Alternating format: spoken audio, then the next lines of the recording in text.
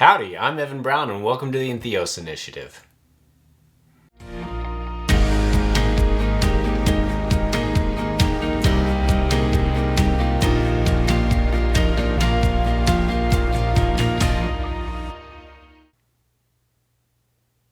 So in today's video, I'm going to talk about the first law of success, which is the mastermind.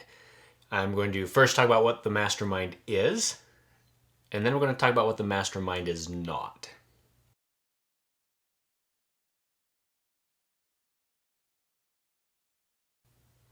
So the mastermind is this. It is the coordination of knowledge and effort in a spirit of harmony between two or more people for the attainment of a definite purpose. Now, power is essential for success. Now, power is the organized and intelligently directed knowledge. And it's organized effort. And this organized effort only comes through the coordinated efforts of two or more people, and both of them are working toward a definite chief aim in a spirit of harmony. Now, no individual can have great power without the use of the mastermind, and great power can only be accumulated through no other principle. Now, you can have all the other laws figured out, but without the mastermind, you'll have no power to move forward.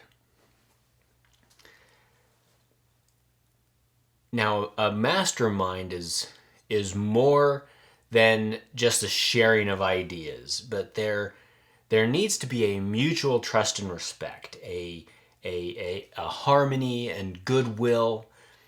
There's zero feeling of ill will between the parties, and if there is, all parties involved want to correct it quickly. And there's no competition or covetousness. There's a word. Or jealousy between the members. There needs to be a central goal or an objective in the mastermind. As an example, Henry Ford, Thomas Edison, and Harvey Firestone, these three, they met often to discuss ideas. Now, their goal wasn't the same business, but their goal was growth in their individual businesses. There was no ill will between any of them, and each wanted the others in the group to succeed in their endeavors. And look at what those three were able to attain. These, as far as I'm aware, these three were friends for the rest of their lives.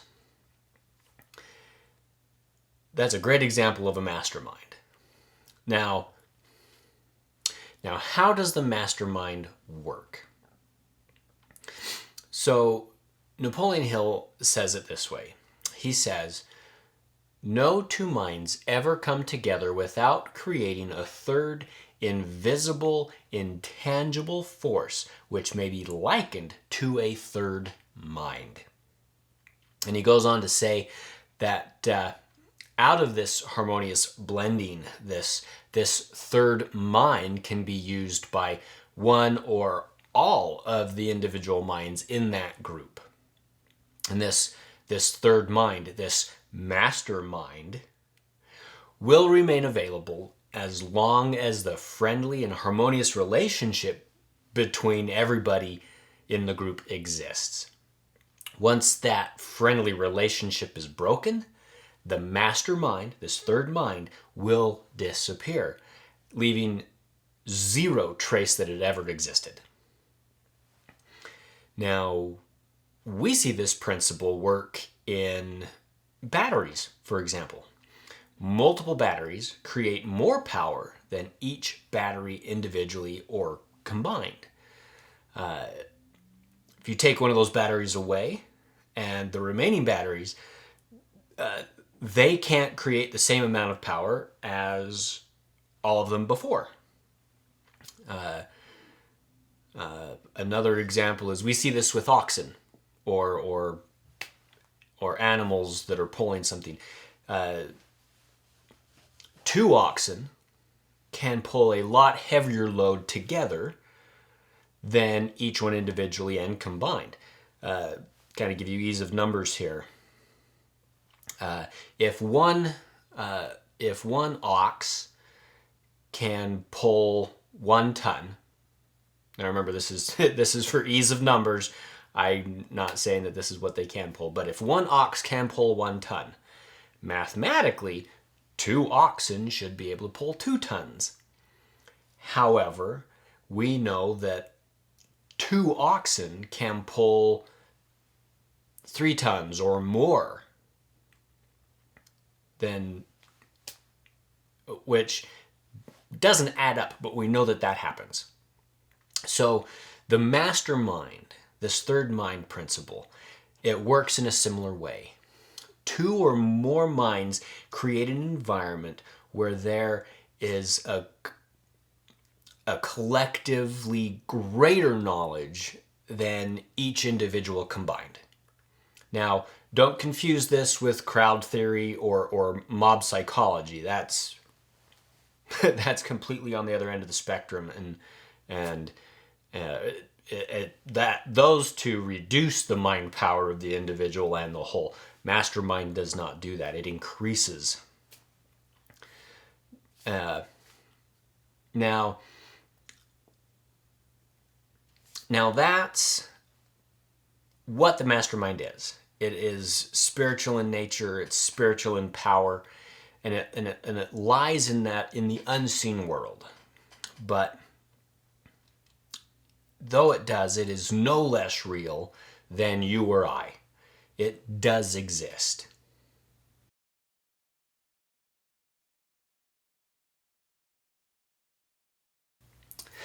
Now let's talk about what the mastermind is not.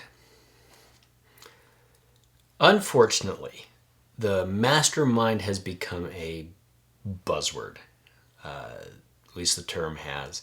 Organizations have taken that term and they've perverted it to mean something completely different than what it actually is. And they use the term as the name of brainstorming groups, teams, or core groups of individuals that have been tasked with solving a problem.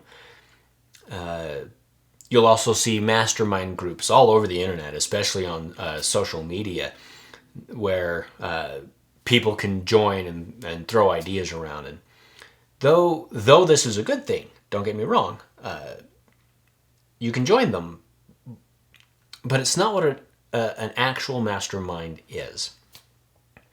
Because in these groups, I would bet that you probably don't know over 90% of the people in the group.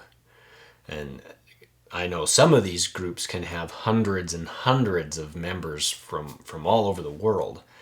So how can you have a harmonious relationship with someone in that type of situation? One, let alone all of them. Now you can be cordial, you can be nice, but there still is no relationship. At least not one of harmony. Now, the mastermind is, as you can see, not just a group of people or a team. Now, I've been a part of these mastermind or so-called mastermind groups, and they really don't come close to resembling what an actual mastermind is. And you yourself have probably been in these types of groups at work. They're either 2-person teams or large groups. If it's a 2-person team, you've probably experienced this. Let me know if this scenario sounds familiar. You're just assigned your partner, and it's usually your manager who's created these partnerships. You find out who your partner is, and this is probably what goes through your mind. I've been partnered with Dave. I have no idea who Dave is. He just sits at his desk and doesn't talk to anyone. I mean, I guess I'll be nice and I'll work with him, but if I don't have to, I'm gonna just do my own thing. I'll be able to get a lot more done that way. And I know that's that's been my thought process with a number of things, because you feel that you'll be able to get a lot more done that way. And you know, you can insert anyone's name into Dave's spot, whether it's Josh, John, Nicole, Brian, Sarah, Becky, etc. We've all been there. We've all been in that situation. Definitely not a mastermind going on there. When it's a large group, say over 10 or more, there's usually a small handful of the members who voice their opinions, and the remaining members really just kind of go along for the ride. And it's not because they have nothing to offer, or they don't want to participate. It's just that the others just kind of they take over, and they move ahead without involving everyone. And I've been in these kind of groups too. I was actually in a similar group to that, and one of the members that they didn't even consider asking for an idea was really the only one in the group with experience in the situation or the problem that we were tasked to solve. And the member even voiced his opinion a few times on possible solutions and outcomes, but because he was not part of the core group, or the friends who had worked together for years in the group, his thoughts were really never considered, and in that whole group, a few of us actually felt that way. We felt that our thoughts and our suggestions were just bulldozed over because we weren't friends, long-term friends with everybody. But anyway, after the group had finished its task and presented its intended strategy to solve this current problem, this situation, afterwards I was talking with this individual who had the experience, and he predicted that following the course of action that was actually presented, that they decided on to do, was actually going to drive the company down. He even predicted layoffs in the near future, and sure enough, about a year later, his prediction came true, and nobody saw it coming. So please don't let the two masterminds get confused. Just because someone calls a group a mastermind doesn't mean it is a true mastermind. Most of the time, you won't even realize that you're in a mastermind until well into the process, or even until after it's all over. I've had the privilege of being in, and currently am in, a few, and I do mean a few, actual masterminds. Now the power behind these masterminds is astounding and very powerful. It's there, it is visible, it is observable, though intangible. And I do hope that you are able to participate in a true mastermind. It is very invigorating and awe-inspiring. Now, in other videos, I'll discuss other examples of masterminds, and I'll discuss why they were successful and why some of them have fallen apart. I do have a question for you, though. I'd like to know, have you ever been a part of an actual mastermind, either in the past or that you're currently in one? I'd like to know. Please let me know. I'd like to know, and I know as we share these things back and forth, we can help each other grow. So that's all I have to share today. Thank you for watching the video. Make sure to subscribe below and hit the bell icon. I'll see you in the next video. Live on purpose, my friend.